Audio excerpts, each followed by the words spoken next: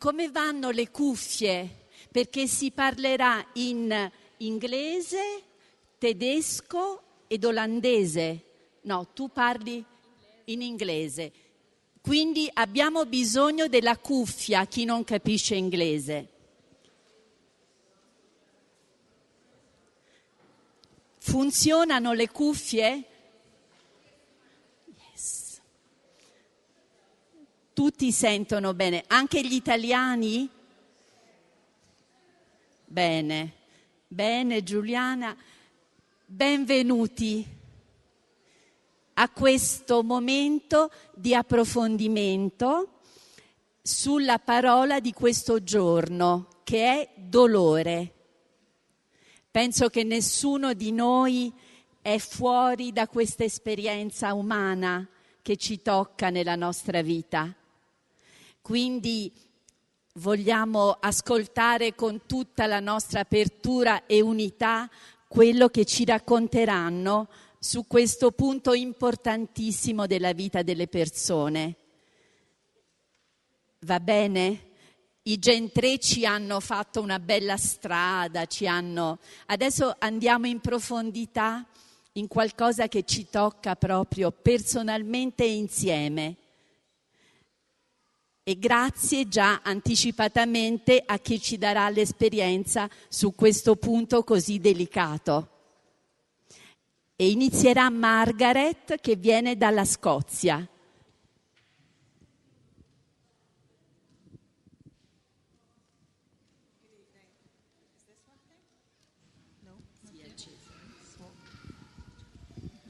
Yeah, this one. Okay. Good evening. Tonight's meditation, There is No Thorn Without a Rose, is from Chiara's book on meditations. This meditation has been very special to me over the last many, many years in helping me to understand and live Jesus forsaken, to embrace those very difficult moments that come to all of us in our lives. I've had many sufferings in my life, and in the early days, when I understood a little bit about Jesus forsaken, I was then able to embrace the suffering, and almost always it transformed the situations I was in. And as the years went on, I then understood that I could say yes immediately to whatever God was asking and whatever suffering that might have been, even if it wasn't resolved immediately, but to say my yes. I'm going to read the meditation, and I'll pause at some point to share an experience before carrying on. So, there is no thorn without a rose. How painful to think that the lives of many people are simply not lived. They do not live because they do not see. They do not see because they look at the world, at things, at their relatives, at people with their own eyes. Whereas to see, it would be enough to follow every event, everything, every person with the eyes of God. We see if we place ourselves in God and know Him as love. If we believe in His love and think like the saints, that everything that God wills or permits is for my sanctification. Joy and grief, birth and death, anguish and exaltation, failure and triumph, encounters, acquaintances, work, sickness, unemployment, wars and disasters, a child's smile, a mother's love. Everything is the raw material for our sanctity. Around our being moves a world of all sorts of values, a divine world, an angelic world, a world of brothers and sisters, a lovable world and a hostile world, all prepared by God for our divinization, which is our true end. In this world, everyone takes center place. because the law of everything is love. And if, because of the human and divine balance of our life, and by will of the Most High, we must always love the Lord and our brothers and sisters, then the will of God, what God allows, and other beings, whether they know it or not, serve us, act out their existence for love of us. Indeed, for those who love, all things work together for good.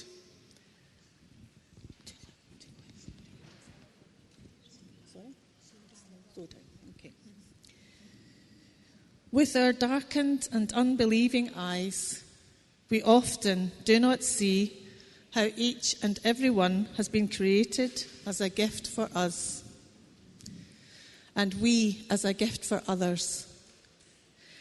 Everything that God wills or permits is for my sanctification, but it is so. And a mysterious bond of love links persons and things, guides history, orders the destiny of peoples and of individuals, while respecting their maximum freedom. But when the soul, which has abandoned itself to God, has for some time made the law of believing in love its own, God shows himself. With newly opened eyes, the soul sees that from every trial it gathers new fruit. Every fight is followed by victory. Every tear flowers in a smile that is new, always new, because God is life, who allows torture, evil, for a greater good. I'll share my experience. I am a primary school teacher. The Education Authority asked me to work for a year in a particular school, and I said yes. Although the school was faith-based, I realised quickly it was not a happy environment. The school was in an area with many social problems, and the staff spoke disrespectfully about the pupils. There was no warmth or love towards the children or their families. There was little understanding of the pupils, their backgrounds and difficulties. It was hard to comprehend, but I discovered it had been like this for more than 20 years. Two particular members of staff seemed to have a huge negative influence over all the other teachers and support staff. In this unhappy place, I saw the face of Jesus forsaken, to love. I asked the Holy Spirit to suggest what I could do. And I shared this big challenge with other people of the movement so as to have a light on how to act. I began by making little acts of love for my colleagues. I'd bring in particular cakes or biscuits that I knew the staff liked. I shared my resources with the other teachers, something that had never been done before. From a professional perspective, I spoke respectfully about the children and their families. And when my colleagues said negative things about the children, I would try to defend them, helping my colleagues to understand their backgrounds and difficulties. I made sure I spoke to the parents at every opportunity. I made myself available to them, and sometimes I would invite them to visit the classroom. I organised special sessions on loss and bereavement for some of the most needy pupils. It wasn't easy, but I always found the strength to keep on loving. Then the school got inspected. It failed terribly, and I was the only teacher highlighted positively in the report. During the inspection, I was told that I was like a shining light in that school and that they were going to recommend I be permanently appointed to the school. The inspectors were interested in what I had achieved with the pupils, parents, and the wider community. I prayed that the most difficult teachers would leave, and this did happen in the months following the inspection. But to this day, I still have a positive relationship with those who left. After the year was over, I was asked to stay on, and although I knew it was going to be very tough because of all the changes taking place, as well as more inspections, I felt this was something God was asking of me. New teachers arrived, and I was asked by the inspectors to show them and the existing support staff how to relate to the pupils and parents and lead by example. I was able to build really positive relationships and promote respect for the pupils. I moved on at the end of that second year, and more recently I've been back working in that school in a different capacity, and it's like a different place. It's a bright, welcoming environment where the children are really loved. So Chiara continues to say, the soul understands that the life of Jesus does not culminate in the way of the cross and in death, but in the resurrection and the ascension to heaven. Then the human way of seeing things fades and becomes meaningless, and bitterness no longer poisons the brief joys of this earthly life. For the soul, that proverb, so full of melancholy, there is no rose without a thorn, means nothing. But because of the wave of the revolution of love into which God has drawn the soul, the exact opposite is true. There is no thorn without a rose.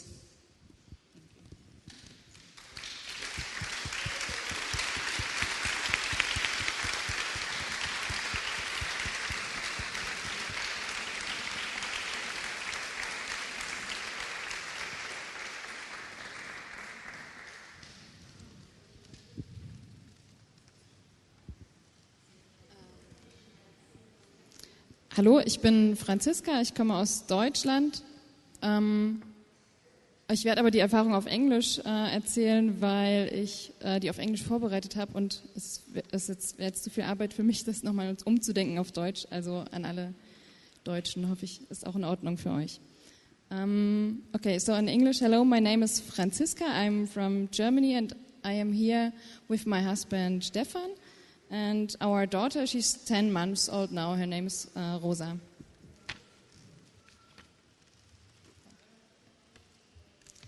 My friend Teresa, she's also here. She asked me friendly in front of this Mariapolis to think also about an experience with the concept of Jesus forsaken, which...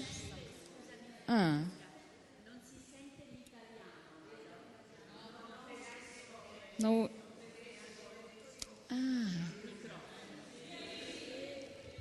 No Italian translation? It's okay now? Okay. Should I start from the beginning? Yeah.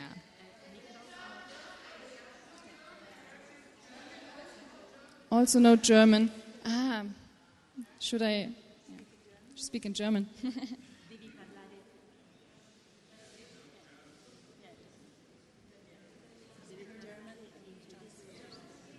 I don't know.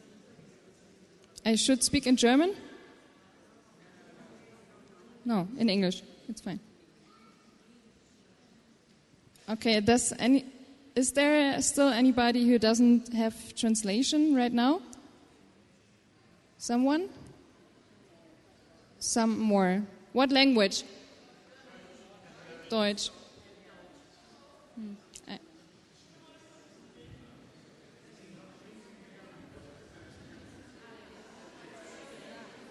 Now, also German translation. Okay, is there still anybody who has no translation right now? Fine. perfect. I'll just start again. So my name is Franziska. I'm here with my husband Stefan and our daughter. She's 10 months old now. And before I came here, my friend Teresa asked me friendly to think about an experience of my life where the, let's say, concept of Jesus forsaken is or was helpful for me. Honestly, what I'm telling you now is maybe not a typical story of that concept, and still for me personally it belongs exactly to this topic. It's not a story about a tragical illness or a family death, which for me would be a typical story for that topic. But what I would like to share to you is more simple, more a daily life experience that I'm experiencing in the relationship with my husband. What is the topic? In my understanding, Jesus forsaken is that, simply said, it can help to embrace or to accept a situation that it can't change, that is painful for me, instead of giving a big value to the pain and to the suffering. And through this, sometimes there's happening something magical that gives you the idea of a higher sense for that painful situation. In my professional life, I'm a psychologist. I got to know also a similar concept, for example, in the mindfulness therapy, where people with a huge pain use a similar concept. But as I said, in my experience, there's neither a physical nor a big emotional pain. What I am experiencing is that there's an area in my life that is quite important for me, but not for my husband. I grew up in a Catholic family, and I was lucky to experience my belief in a quite, let's say, modern way through the events and relationships that I got in the Focolare movement. My husband Stefan, instead, is not baptized, and before we met, he has never ever joined a Catholic Mass, not even for Christmas. So that's our situation. The history of my experience that I share. When I met Stefan, my husband, I was 18 years old. I had the wish to share my life with someone who I could share many things with. For example, to go to music festivals together, to travel through the world, to enjoy life in many ways, but also for me, one thing would be to go to Sunday Mass together. Joining Catholic rituals was and is one of the most stable activities of my own parents.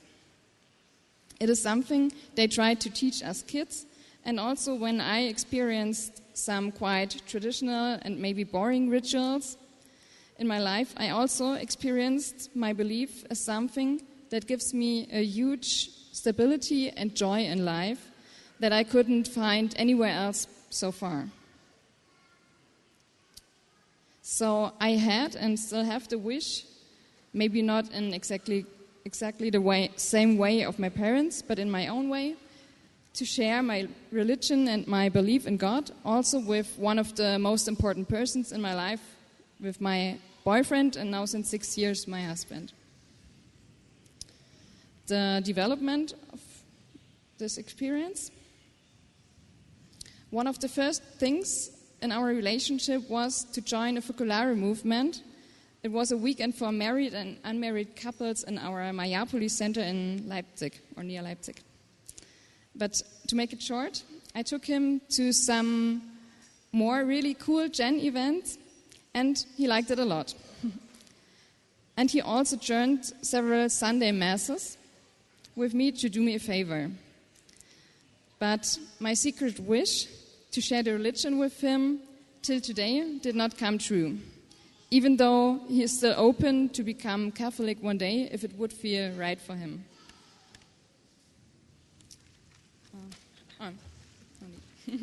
The conclusion of my story. In 2013, we got married in a Catholic church, and our daughter, she got baptized 2 months ago, also Catholic. A typical Sunday in our family, we do maybe a nice family activity together, and in the evening, I really enjoy my own ritual of a Sunday Mass, while Stefan is maybe watching motorsports or taking care of Rosa.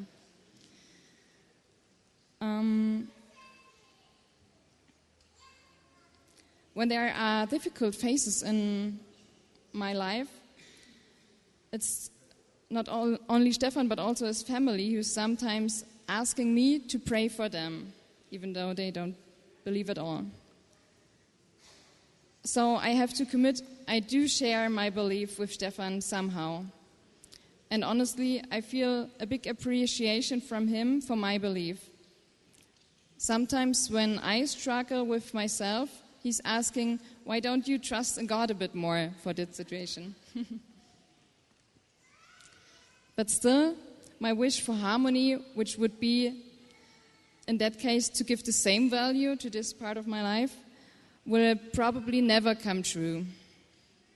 And that's okay for me. Why? I have the belief that God is much bigger than a religion. And God loves non-believers as much as Catholics or Jews or Muslims. And something more, I for myself can feel also a benefit of even not sharing this part. I for myself am always asked, am I really going to Mass? Is it really important for me today? And for me personally, that is so good. I am, as I would say, a harmony person, and in that case, and sometimes I do things not really mindfully, not consciously.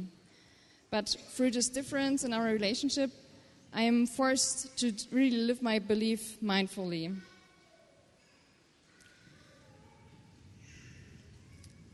And I live my belief with joy, at least once a week. And when Stefan, from time to time, sits beside me in Mass, but also when I'm there alone, I'm so thankful to have this awesome person as my husband. So, as I said, this is not a story of a big emotional or physical pain, but for me it's really that topic. And it also doesn't mean that I have no doubts in my religion. But this story came in my mind when I was asked to share something, and I guess through accepting or embracing this situation, I'm able to see a benefit out of it. So.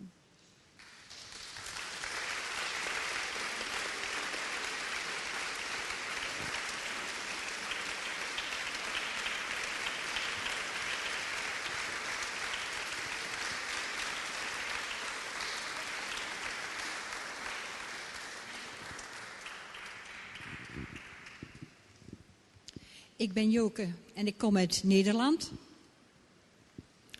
De ervaring die ik ga vertellen, heb ik ook verteld op de Mariapolis in Nederland.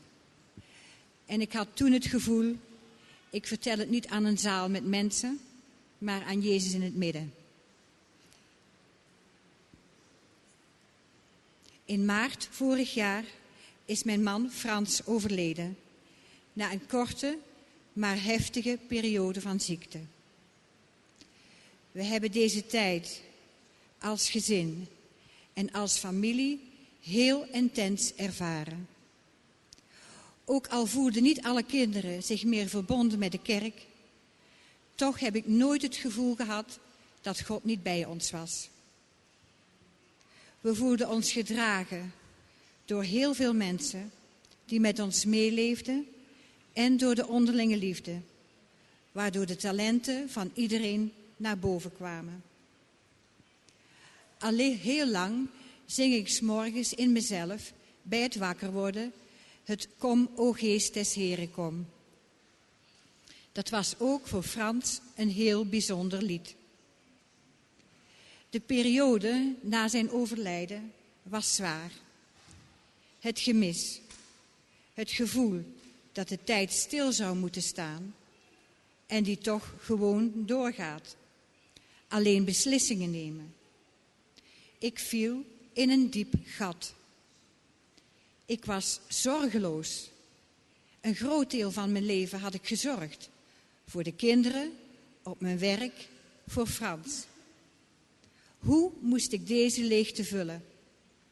De verlatenheid die ik voelde was heel groot. Langzaamaan voelde ik dat die leegte leeg moest blijven. Net zoals Jezus op het kruis die leegte en de verlatenheid van zijn Vader heeft gevoeld. Ik moest loslaten, net alsof je aan een trapeze hangt, in de diepte vallen en vertrouwen dat God je opvangt en dat de Heilige Geest me een duwtje als de wind in de goede richting geeft. Elke morgen zing ik nog in mezelf het loflied tot de Heilige Geest. Kom, o Geest des Heren. Bij elke beslissing die ik moet nemen, vraag ik zijn raad en zijn nabijheid. Hij leert mij nieuwe verbondenheid zoeken. Geeft mij inzicht, troost, vrede en vreugde. Alles wat in het lied beschreven staat, ervaar ik. Het was en is een moeilijke tijd.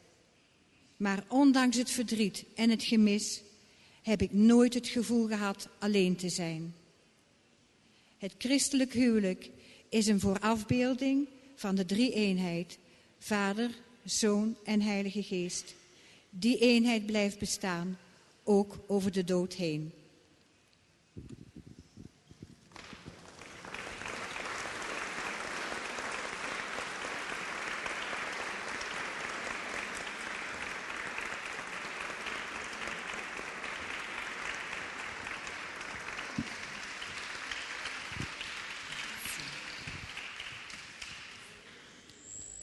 Veramente c'è da dire un grandissimo grazie a tutte per queste esperienze in cui ci siamo ritrovati, ma che ci hanno dato tanto, tantissimo. Mi veniva proprio da paragonare la bellezza di questa natura con la bellezza di ogni anima e di ogni vita. Quindi si è sentita anche l'unità di tutta la sala che ha accolto questo, che sono i nostri doni più preziosi. E rimangono proprio nella nostra anima, fanno la Mariapoli. Veramente grazie, grazie.